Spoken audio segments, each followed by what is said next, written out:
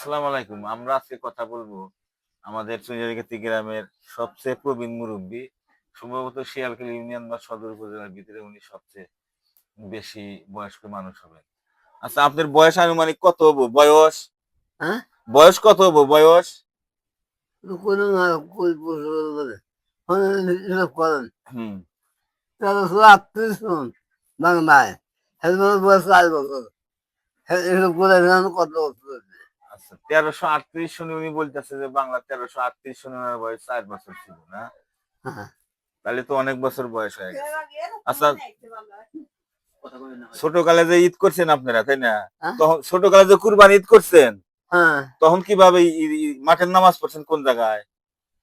ও মা, এই মুরা মাথায়, না? তখন কিভাবে কুরবানি দিছে মানুষ মনে আছে কি আপনার? হ্যাঁ, কিভাবে কুরবানি দিছে তখন? গরু দিছে না খাসি দিছে নাকি? ও তুমি মনে আছে বাবা? মনে নাই না? আর মনে হয় না। আচ্ছা, পাকিস্তান ভারতের যুদ্ধ ছিল, আপনার কি মনে আছে এই কথা? পাকিস্তান ভারতের যুদ্ধ ছিল, বিশ্বযুদ্ধ যে ছিল, ইংরেজ সেনারা যে এরকম মনে আছে কি?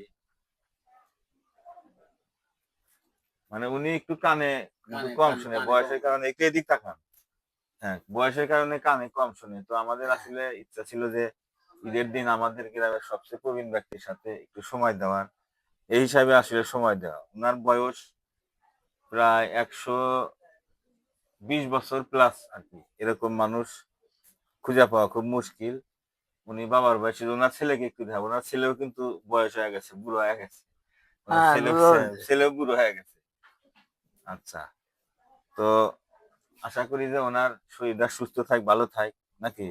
এখনো কি চলাফেরা করতে পারে, হাঁটতে পারেন? হ্যাঁ, বুঝতে পারছি। হাঁটা চলা কিন্তু এখনো করতে পারে। তো আসলে উনি কানে একটু কম শুনে বিদায়, আমার আরো ইচ্ছা ছিল আরো কথা বলা, কিন্তু বলতে পারলাম না। সবাই আমার এই চাচার জন্য দোয়া করবেন।